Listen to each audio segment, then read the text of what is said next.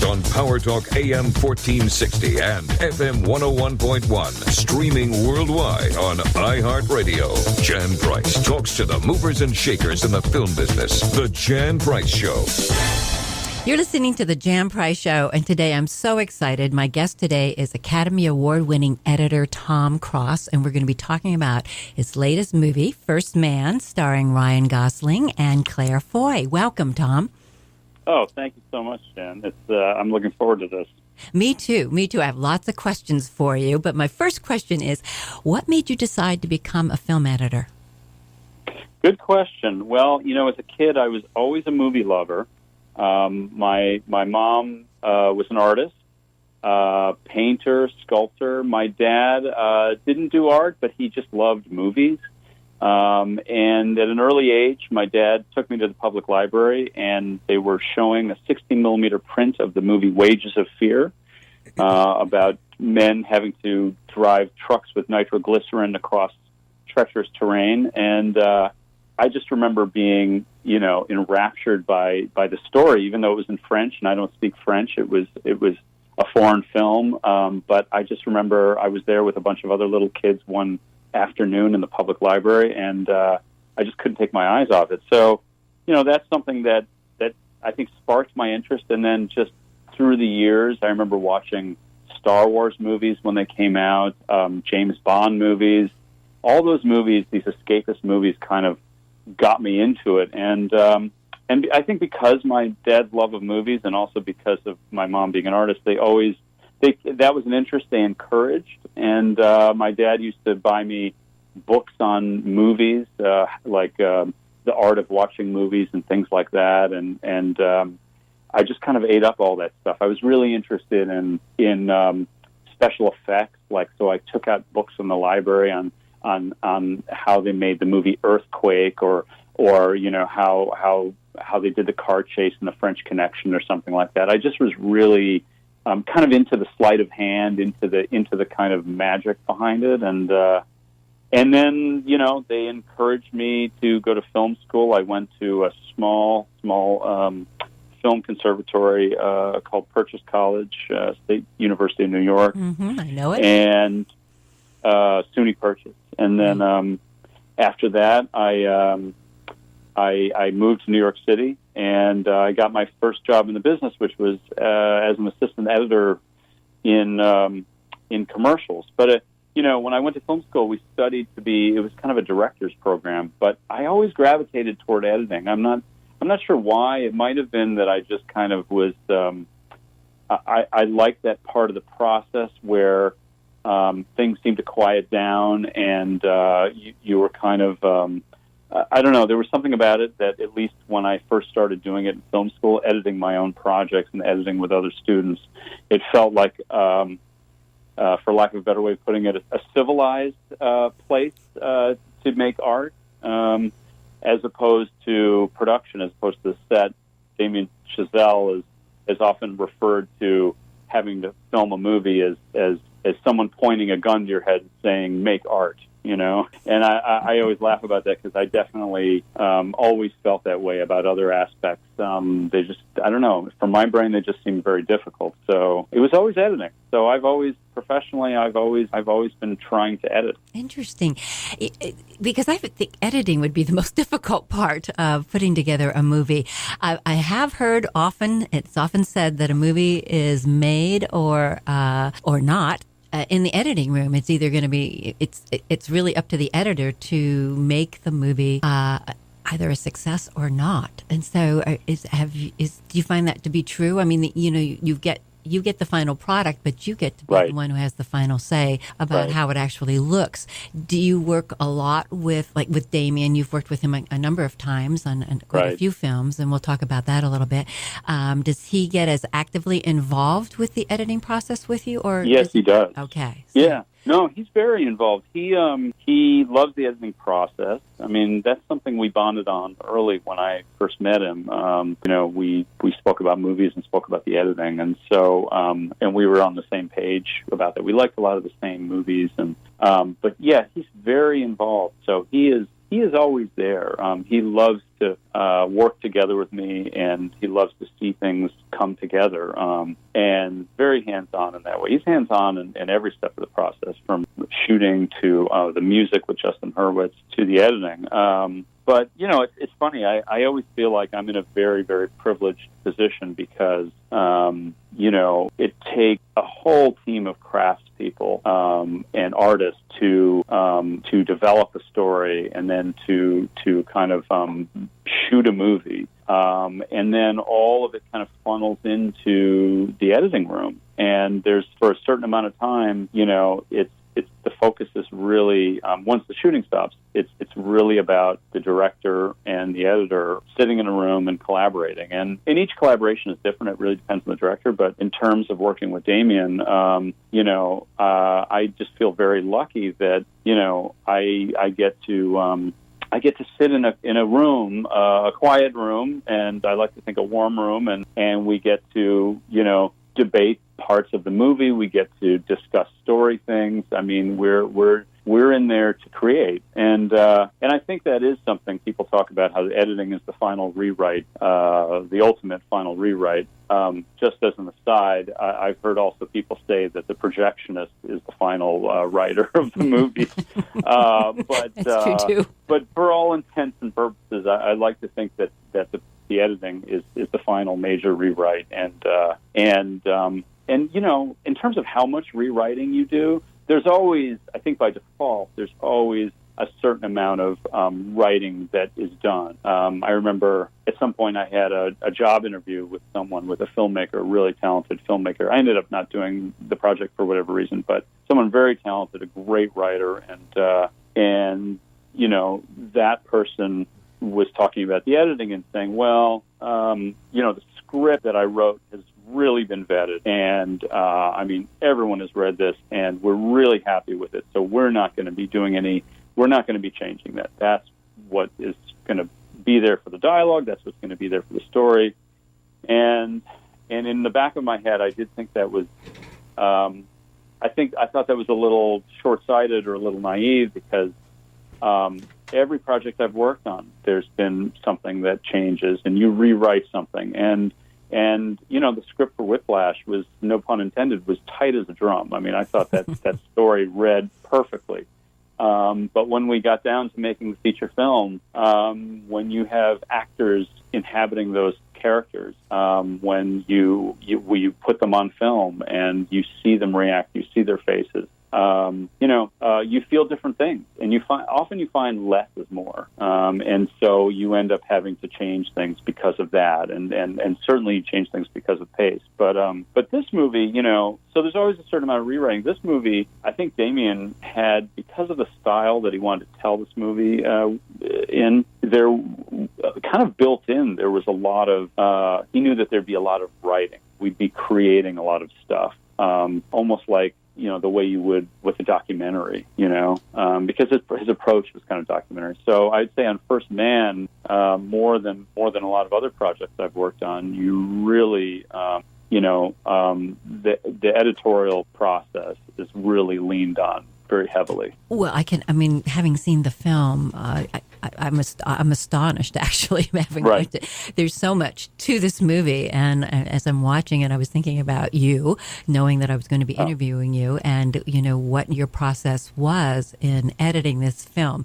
But I'm going to have you answer that question when we get back after these brief messages. You're listening to the Jan Price Show, all about movies, on Power Talk 1460 and 101 FM. Like the Jan Price Show on Facebook, and check out thejanpriceshow.com to listen to some of the past shows that you may have missed.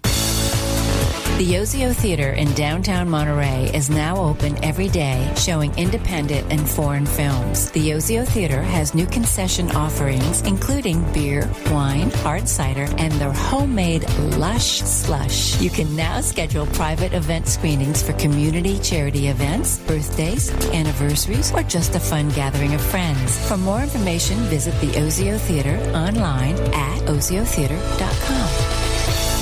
Tired of looking at your worn wood floors? Mr. Sandless can bring them back to life again. That's right, it's Mr. Sandless, the no sanding solution to beautiful wood floors. Mr. Sandless is clean, efficient, contains no harmful chemicals, and is certified green. Mr. Sandless refinishes all hardwoods, softwoods, engineered flooring, and laminates. Most jobs are completed in one day with no cleanup required ever, with virtually no odor, and is safe for pets and kids. No need to move out or even leave the house. Mr. Sandless is the company that invented Sandless Refinishing and is the largest floor refinishing company in the world. Over 120,000 happy customers, guaranteed adhesion, guaranteed satisfaction, and a 5-year warranty. Call Mr. Sandless today at 831-747-7476. That's 747-7476. Or MrSandless.com. That's MrSandless.com.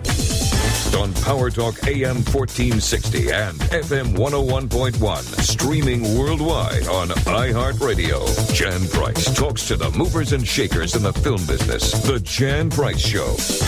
We are back, and my guest today is Academy Award-winning editor Tom Cross, and we're talking about his latest movie, First Man, starring Ryan Gosling and Claire Foy. So this movie, if I have to just tell you, I love the movie. I didn't realize it was as long. You're welcome. As long as it was, but I didn't even notice it, until I got out of the theater. I go, that can't be. That's great. Yeah, because, Except unless you were at a parking meter or something. Yeah, exactly. Exactly. So what was your, what is your editing process anyway? I went, legendary editor and sound designer Walter Murch uses 3x5 index cards on a board to organize scenes to keep it visual. So he can move the cards around and see the changing structure and improves the storytelling. Do you use that type of system? What is your system for editing? I do. I think I've also read that Walter Murch, he puts a little cutout of people in front of his computer screen so that he can judge, the size of the screen. So he has these little people in front of the computer monitor, and that reminds him, when he's editing his thing, that he's actually editing for the big screen, and that people will be this size relative to the screen. I thought that was a great idea. That is a great idea. I don't do that, but I do use wall cards, picture wall cards. And, what happens is when I start a movie, I start editing as soon as they start shooting. And that's something that most editors do. I was going to ask you that. Yeah. Go ahead. That's something that was innovated during the studio system. I can't remember which studio started it. It might have been Warner Brothers. I can't remember. But a long time ago, they liked the idea of editors keeping up with camera and being able to almost instantly, or at least the next day, tell production if there was a problem.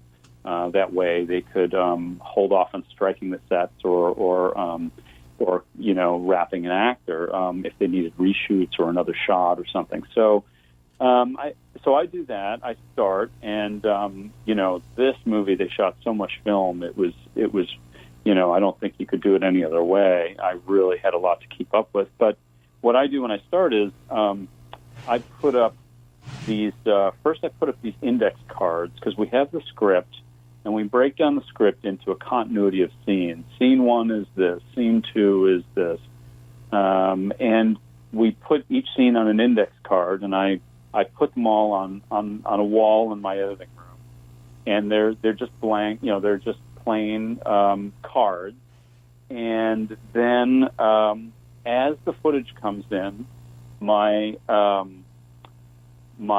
assistant editors start doing screen grabs of pictures, and they start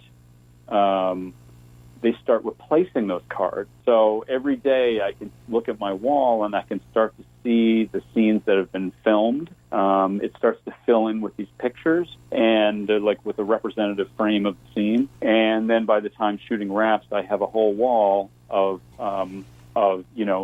scene cards that have an image for every scene. And I definitely like to work that way because I lose track of when I'm working. I lose track of what scene comes after which scene, and I'm a very visual person, so it's easier for me to look at pictures as opposed to read lists. And so what I find is when I work with directors, and also, if producers come in, it's a great tool that they love working with too. So Damien and I would often look at the wall and think about the movie, and we'd think about, if a certain section is running long, we could kind of illustrate that by kind of standing against the wall and looking at the scenes and looking at the order. It's really helpful with reordering scenes too. We literally take the cards off the wall and we move them around, and that's something I find that I think almost every filmmaker I've worked with, really uses that. It's an easy way to communicate, and it's kind of like what we're doing is we're making a blueprint of the motion picture, and this is just one of the tools that helps us get far back enough so that we can get a good look at it. Because often when I'm editing, and I edit on an Avid computer system, you get into the micro, you get into the cuts and stuff like that. And I always feel like it's really important, at different times in the process to be able to step back far enough so you can see the whole thing, and being able to look at, all the scenes of the movie in terms of almost like having thumbnails. That's really, really helpful. And we do other things too. I always liken, filmmaking, editing to, it reminds me of architecture a little bit, or industrial design.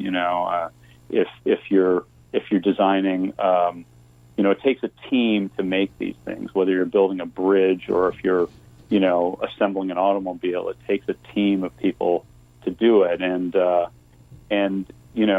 But there's a craft that's within that. And so if you're putting together an automobile, you don't just put it together in the shop. You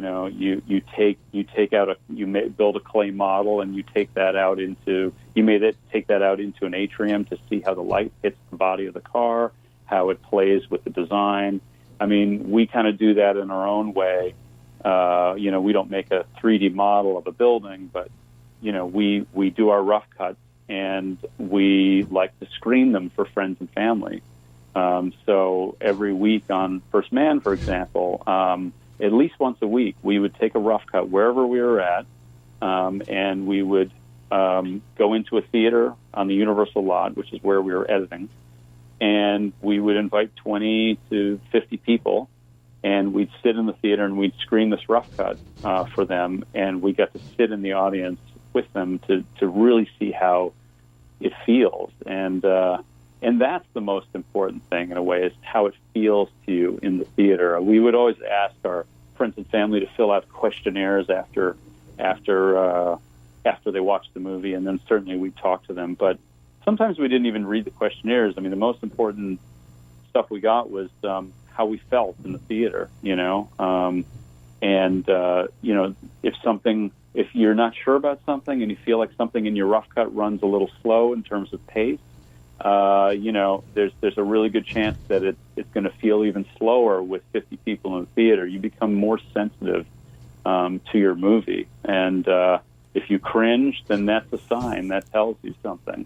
But then, on the flip side, if people react favorably, if they laugh at something that you want them to laugh at, or they react a certain way, then that's helpful information too. So there's different things, tools we use, I feel like, to get outside of our heads and to get far back enough to see the whole thing. I mean, certainly wall cards on the wall that's one of the tools, and screenings. A lot of screenings. That's another tool we use a lot. Do you use the same people for those screenings? Or do you have different people coming each time? Different people. We try to invite different people each time. Sometimes there's a little overlap. Certainly internally there's overlap. We have, our editorial team will usually be there for all of these things. So those are some of the same people. But usually we try to invite different people, and it gets hard sometimes because we run out of friends, we run out of family. So but again, this is it takes a village, right? So right. Sometimes you rely on your producers to kind of find the people to bring in. Sometimes it's a lot of people I invite, or Damien invites. But as long as they're sort of trusted people and people whose opinions you trust, you bring them in. But it's we did this more on First Man than on La La Land. There were just so many things we wanted to test out. I think the other thing too is, even more than La La Land, this was such a big canvas movie. Mm-hmm. I know Damien has always been a big screen guy. I mean, La La Land he shot it in CinemaScope and was very, particular with Lena Sangren, a cinematographer, very particular about the compositions and stuff. But this one even more so, he really wanted this one to play on the big screen. And so I think that was part of it, was to see how some of these scenes would play when projected in a theater. Well, it's interesting because, as you know, we had to postpone this interview because Universal, it was Universal, I believe, would not give me a screener because they wanted me to see it on the big screen, which is I say all the time. I'm a big proponent that movies need to be seen in the movie theater, and I talk about this all the time, because it just doesn't work on the small screen. And so I wasn't disappointed that they wouldn't send me a screener. I was fortunate. I felt good that you and I could reschedule this so I could see the film, because it would have been lost on a TV screen. There's no question about it, and I certainly would not have had the same impact without seeing it in the movie theater. So everyone, please go see The First Man, because it really deserves to be seen. It's a wonderful, wonderful movie. We're going to be right back after these brief messages. You're listening to The Jan Price Show, all about movies, on Power Talk 1460 and 101 FM. Like The Jan Price Show on Facebook to see what's coming up on The Jan Price Show. And also go to thejanpriceshow.com and listen to some past shows you may have missed. The Century Theater at Northridge Mall is newly remodeled with luxury loungers in every auditorium. Oversized plush recliners are electric-powered reclining seats with extendable footrests, cup holders, and snack tables. Guaranteed comfort with all reserved seating. Reserve the best seat in town online at Cinemark.com or download the Cinemark app today. The Century Theater at Northridge Mall is newly remodeled. On Power Talk AM 1460 and FM 101.1, streaming worldwide on iHeartRadio. Jan Price talks to the movers and shakers in the film business. The Jan Price Show. We are back, and my guest today is Academy Award-winning editor Tom Cross, and we're talking about his brand new movie, First Man, which stars Ryan Gosling and Claire Foy. This movie has such an emotional impact, which I did cry numerous times throughout the film.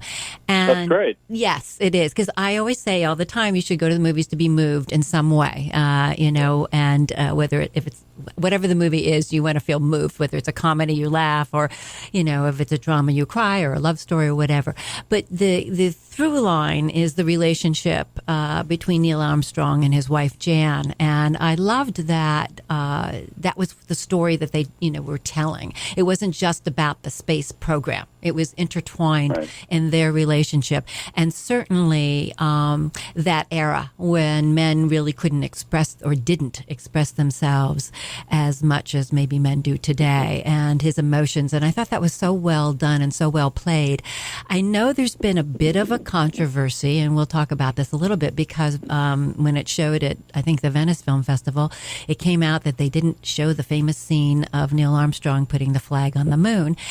And that became a big deal for for many people to talk about, and before they had even seen the film. And so when I have talked to my friends, and I say, well, the flag is on the moon. It's definitely there. They do show the flag, but they chose to do something different, and I don't want to tell them what it is. I said, because it has so much deeper meaning and much more of emotional impact that has more pertinence to the story itself. Right. And that's when I really cried, really started to cry. And that scene on the moon. And so, how did that scene come about? Why was that decision made? Can you talk a little bit about that, Tom? Yeah, the in terms of the controversy in planting the flag, I mean, it wasn't really doing the scene or not doing the scene was not really something that was discussed. It certainly, I think back as a kid and being conscious of the space program and seeing images of Apollo 11 and walking on the moon and planting the flag. I mean, those things are amazing, great moments for sure. Those are iconic moments. But I think Damien really wanted to lean into the more personal aspects of the story. I mean, I think that was really his reason for making the movie. He was already familiar with the iconography of NASA and walking on the moon, and I think he felt that, like a lot of other people, I think actually still feel when I tell them about, I worked on this movie. I think there's a question like, oh, well, what is there to know? I've seen the broadcast of Neil saying the lines and walking on the moon. They survived. They survived the mission. They came back. What's more to tell? And I think that is something Damien really had in mind. I think that he knew that the reason to make the movie, his reason to make the movie, would be if we could show the human side of Neil Armstrong and show his relationship with his family, go more personal, go more intimate. I think in the case of being on the moon, the goal was to make that very subjective so that the audience would feel as if they were experiencing what Neil Armstrong was experiencing. And part of that was to make it personal and show you what he might have been thinking or what he might have been experiencing. And I think then, that if we were able to sort of do that and create emotional moments through personal and intimate aspects and show the audience maybe things they haven't seen before, I think then it felt like we'd be doing our job as storytellers. I think that was really a big part of it.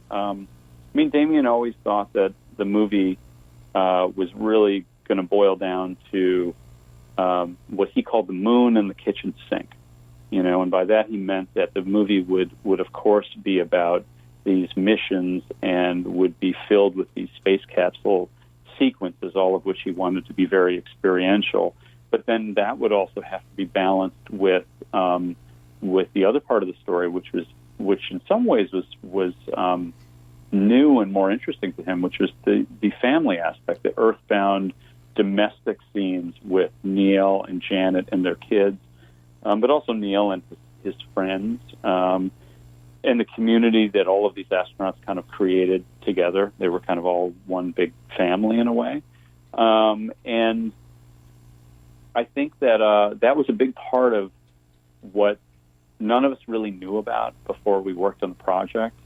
I think we just had a lot of images of astronauts, standing heroically for these, studio portraits, up against, moon backdrops or something like that, or a picture of the Earth or something like that. The family aspect is not stuff that we were really familiar with at all. And so that was really, in some ways, the most exciting stuff to lean into. And I know that, I know that talking to, Mark Armstrong and Rick Armstrong, the sons of Neil Armstrong, I know that, they always felt that, their dad was like a proud American, but for sure. And I think it was Rick who would tell the story about every time his dad would go on a mission, a launch or something like that, he would kind of raise up the American flag on their porch, and that's actually, that's depicted in the movie.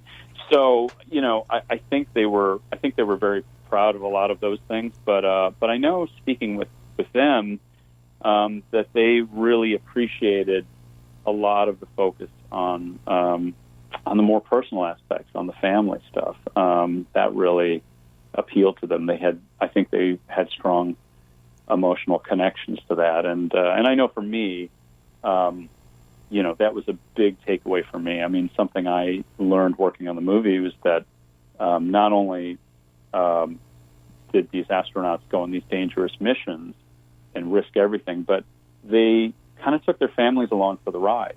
Even if the families didn't really want to go or know what they were doing, they really kind of came along for the ride. And a lot of these marriages did not last. A lot of the astronaut marriages ended in divorce.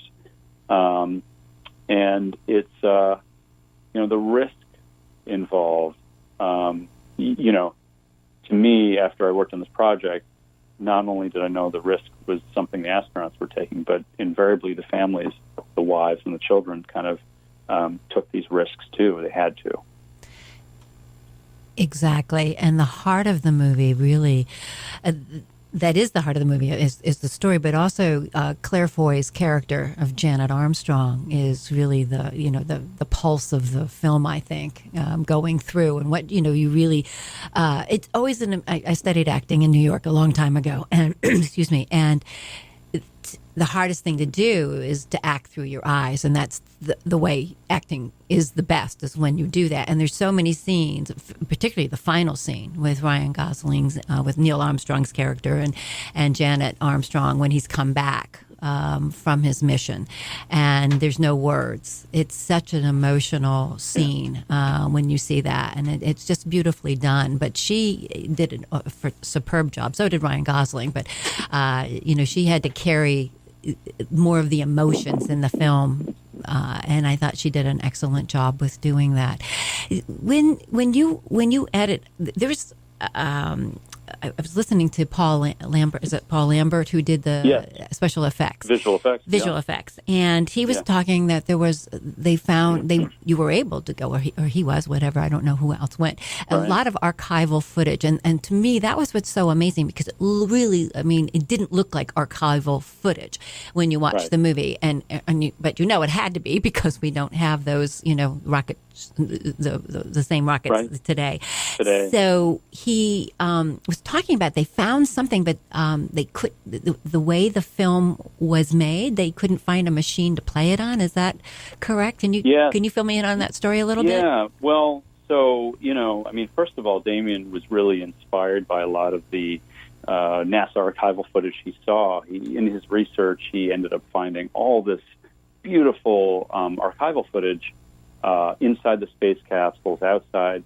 And a lot of it was actually filmed by the astronauts themselves, and so the footage felt very intimate. It was 16 millimeters, so it was very, they could take these cameras inside the capsule, so you felt the claustrophobia, and there was just something raw and kind of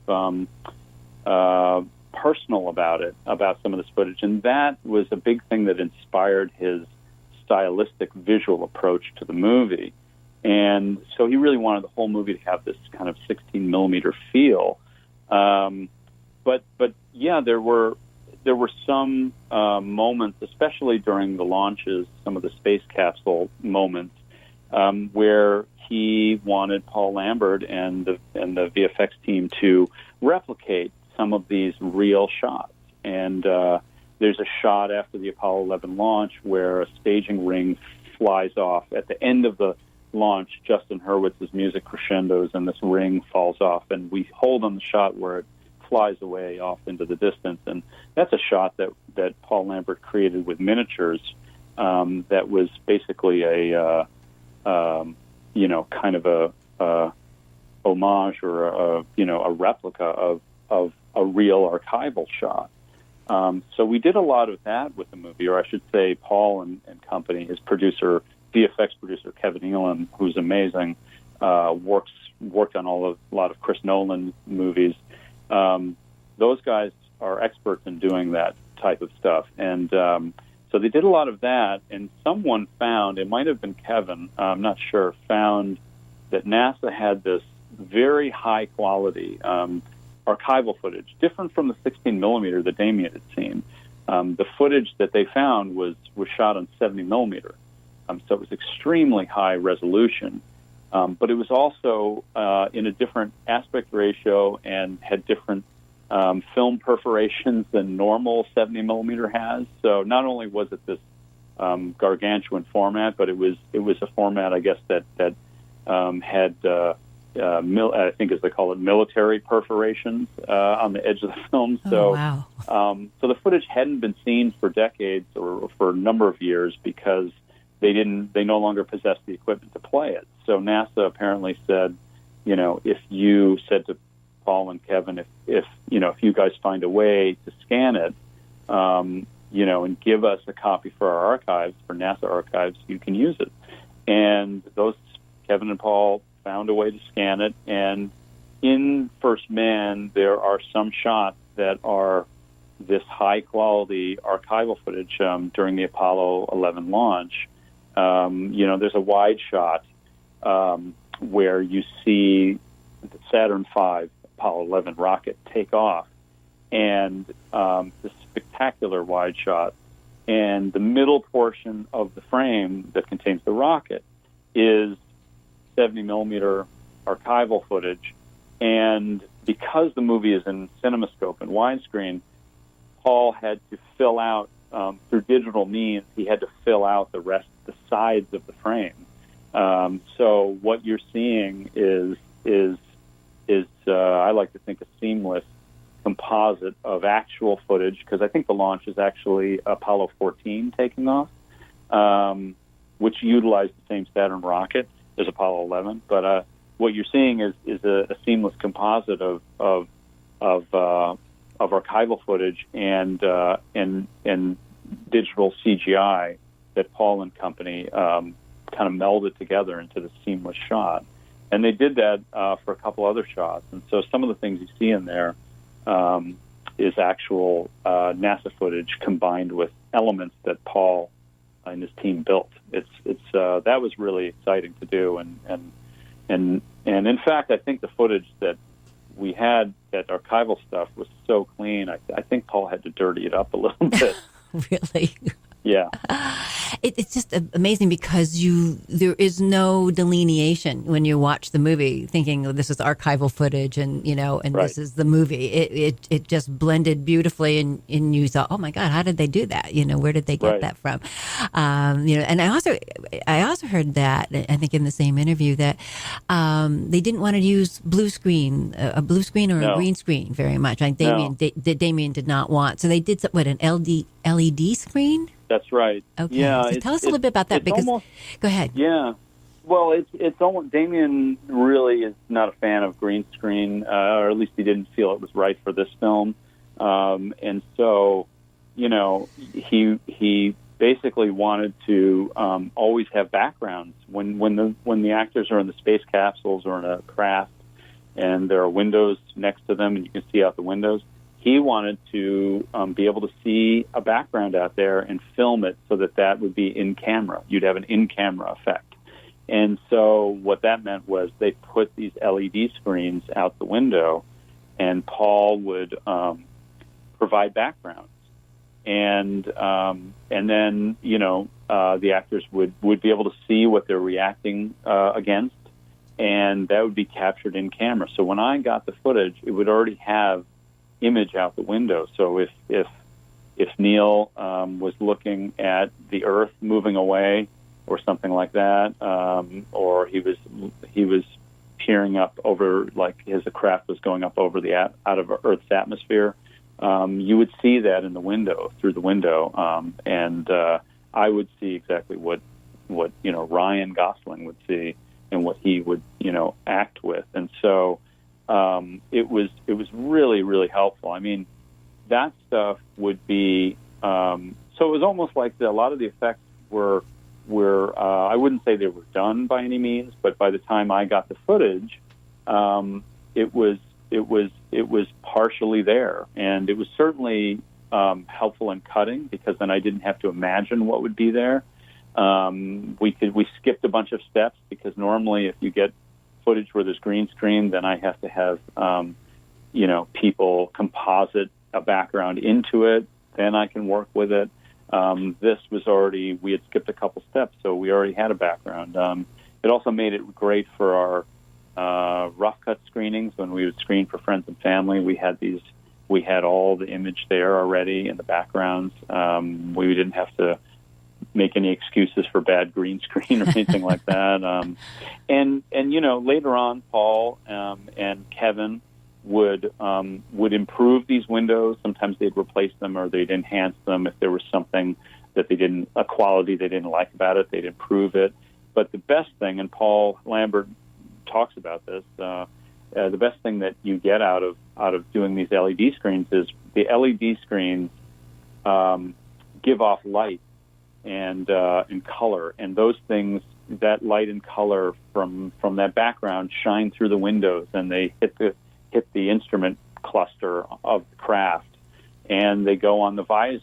And so all the light and the reflections that you see on the astronauts' visors, the reflections you see on Ryan's eyes, that's all captured in camera, and that's all. So in that way, it feels very organic and real, and that type of thing, that type of reflection and play of light is really difficult to replicate digitally. It's very time-consuming and therefore very expensive, and it's just hard to get right. So that was probably one of the greatest, side effects of doing, not side effects, but qualities of doing this was just to get the play of light on the actors' helmets and eyes and faces, and I think it really informed the performances too. Oh, me too. Yeah, I mean, the actor who played Mike Collins, Lucas Haas, who appears in Apollo 11, I mean, he talked about doing some of the space capsule scenes where they had these big LED screens, and he had gotten so used to it that at some point when something moved in the background, like a planet moved by or something was happening, he got a little bit of vertigo because he really felt like he was moving, So, wow. So I know that they were really that this helped inform their performance. Oh, I'm sure it did. I'm sure it did. We're going to have to take a quick commercial break. We're going to be right back. You're listening to the Jan Price Show, all about movies on Power Talk 1460 and 101 FM. Like the Jan Price Show on Facebook to see what's going on the Jan Price Show, and also check out thejanpriceshow.com to listen to past shows that you may have missed. The Ozio Theater in downtown Monterey is now open every day, showing independent and foreign films. The Ozio Theater has new concession offerings, including beer, wine, hard cider, and their homemade Lush Slush. You can now schedule private event screenings for community charity events, birthdays, anniversaries, or just a fun gathering of friends. For more information, visit the Ozio Theater online at oziotheater.com.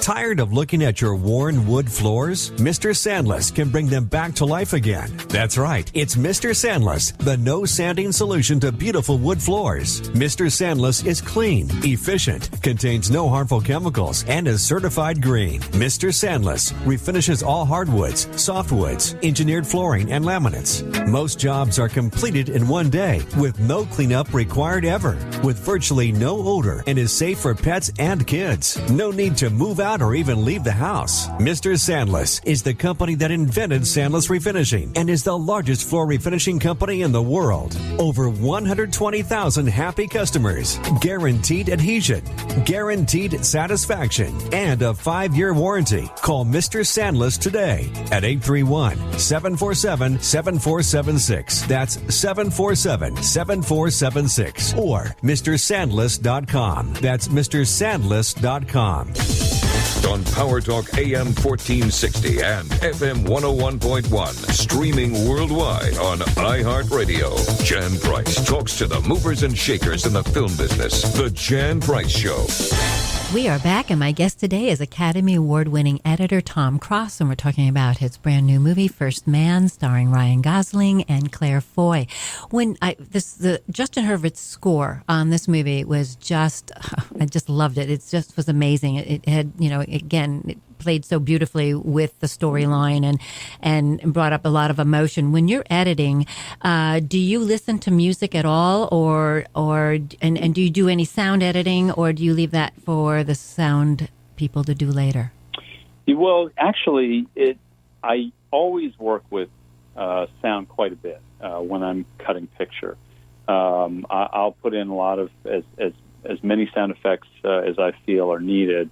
I really try to build a template that our sound team can improve upon. I want to give them a little bit of a roadmap of what I'm thinking. Places where I think it should be quieter, where maybe there's silence, but also just I guess an emotional feeling. Like I want to give them as much information as possible. So I definitely work a lot with temp sound. I play around with that. And I definitely work with music, too. On other projects, other movies, it's pretty common to use temp music to really pilfer other movie soundtracks for pieces that you think might be right for the scene. But in the case of Damien's movies, La La Land and First Man, Damien really didn't want to work with temp music. He worked early with Justin Hurwitz during pre-production to create some key melodies and some important cues. Not all of them, but some of them to start with. And so by the time I started editing, I already had some of Justin Hurwitz's music, temp versions of his music, digital mock-ups, not with the real orchestra synthesized, but I had temp versions of his music. So when I was editing picture while Damien was shooting, I temped with Justin's music. And the great thing about doing that is when the composer comes on, you're not asking them to replicate or rip off someone else's score that was made for another movie. That's always a challenge because also, as filmmakers, we often get wedded to temp music. It's easy to get wedded and fall in love with temp music, and that's, I think, a composer's nightmare, because often they want to bring something of their own and something new to the table. They have their own interpretation, and which is completely valid. I mean, that's why you hire them and bring them on. So, but we kind of avoided that, and we kind of skip over that because we used temp versions of Justin's music from the beginning. And as soon as Damien finished shooting and he came in to work with me, Justin also set up his office, which is in a room next to mine. We did this on La La Land, too. We had rooms next to one another where we shared a door. And so we did that on La La Land because it was a musical, and we knew we'd have to work very, very closely with Justin. And we just ended up carrying that process over to First Man, and it worked amazingly well. I haven't worked that way with anyone else, any other filmmakers. It's just the way we work with me, Damien, and Justin. But it just means that if there's something that, if I edit a scene, we can knock on the door and pop in and ask Justin to come in and take a look, and he'll look at the scene, we'll talk about it, and then I'll give him the scene, and then he'll start adjusting a piece or writing a new piece for it, and then he'll give the music back to me, and then I'll recut picture to kind of accommodate his music, and we'll just have this back and forth that is almost constant, and it gives us a lot of creative room to build the score, but also to continue building the picture on top of the score. What a great way to do that. Yeah. It's very creative. And you're right, you create a shorthand between the two of you. We're going to have to take another commercial break. And you have been listening to The Jan Price Show, all about movies on Power Talk 1460 and 101 FM. Like The Jan Price Show on Facebook to find out what's coming up on The Jan Price Show. And also check out thejanpriceshow.com to listen to past shows you may have missed. The Century Theater at Northridge Mall is newly remodeled with luxury loungers in every auditorium. Oversized plush recliners are electric-powered reclining seats with extendable footrests, cup holders, and snack tables. Guaranteed comfort with all reserved seating. Reserve the best seat in town online at Cinemark.com or download the Cinemark app today. The Century Theater at Northridge Mall is newly remodeled.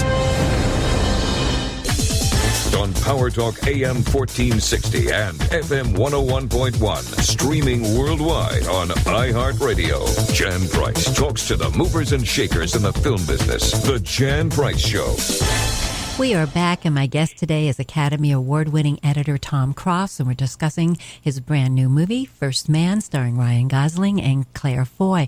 You've won lots of awards, but you won the Independent Spirit Award for Best Editing, a BAFTA Award, and also the Academy Award for Best Editing for Whiplash. What was that like for you to win the Oscar? What was that experience? That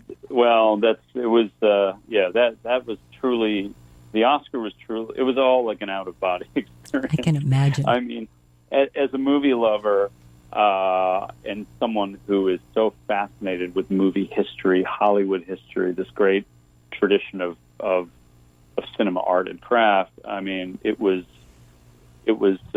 like a cliche, but it was a dream come true. And you never expect any of this stuff to happen. I mean, Whiplash was such a special movie. You know, all of us who worked on it loved it and believed in it, but it was such a small movie, and you just never think anything like that is going to happen. But I think back to I used to watch the Academy Awards when I grew up in Rochester, New York, with my parents. As a kid, we'd watch the Academy Awards, and my parents don't have any connection to Hollywood or anything like that, but we love movies, so we'd always watch the Oscars. And I remember different moments through the years, like Elia Kazan getting, his Academy Award, and there being controversy and stuff like that, and other moments. I remember editors, starting to have an understanding of editors, and then seeing them get these awards, and so. Being on the other side of that, being on the stage or being in the audience, that was very. It remains to this day, when I think about it, very surreal, it's something that I think anyone who's ever been in that position, if you're lucky enough to get nominated or win, I mean, it's something that if you're in this business, you just. I don't think you ever forget it. I think you're just, it's not something I'm ever blasé about. Because I have to pinch myself because I almost think it didn't happen. But my mother, my parents, I was able to invite some guests, and I invited my parents. My mom was getting on in years; she was around 90, and she really wasn't able to go because it's such a long sort of day. But my parents got to watch it at home, and my mother passed away, I think, in August. So a couple months, some months after that happened, but I feel lucky that she actually got to see the whole thing happen. Oh, yeah. That's very kind proud. Of a dream come true. Very proud moment. I also lived in Rochester, New York. We'll talk about that later. Oh, wow. Wow. Yes. Amazing. Yeah, so we'll have to talk about Rochester. That's unbelievable. Sure. It is. When you said that, I was like, oh. Well, I know the awards, they always happen now at the Dolby Theater, and I love Dolby, but I'm from Rochester, so for me it's always the Kodak Theater. Exactly. We only have about a minute left, Tom. This has been so fascinating. I've loved talking with you. I honestly do believe you'll be nominated again for another Academy Award for this editing of First Man. I definitely do. And you were nominated for La La Land. Yes. And again, a BAFTA and American Cinema Editors Award. So you have quite an illustrious career, and I'm sure you and Damien, you've worked on 3 movies together. Are you planning on working on another project? He's talked to me a little bit about what his next project will be. I don't know much about it. He doesn't know much about it. It's something he has to write, but I'm on board. If he wants to direct the phone book, if phone books still exist, I'm there. I'm always there. I feel very lucky to be able to collaborate with him. Yes, and collaborating with the director is a marriage of some sort. Sometimes Damien and I are editing from 10 a.m. till midnight, or 1 a.m. or 2 a.m. And And you have to like each other. If you Yes. didn't like each other, that wouldn't work. Well, I can imagine what it's like when you're working that closely together. And he's wonderful. I really am excited about him as a director and what he's doing. And I'm always looking forward to what he's going to do next. Thank you so much, Tom. This has been absolutely a fascinating hour. And I appreciate Thank you being you. on the show. Oh, the pleasure's mine. Thank you. You've been listening to The Jan Price Show, all about movies on Power Talk 1460 and 101 FM. Like The Jan Price Show on Facebook and check out thejanpriceshow.com.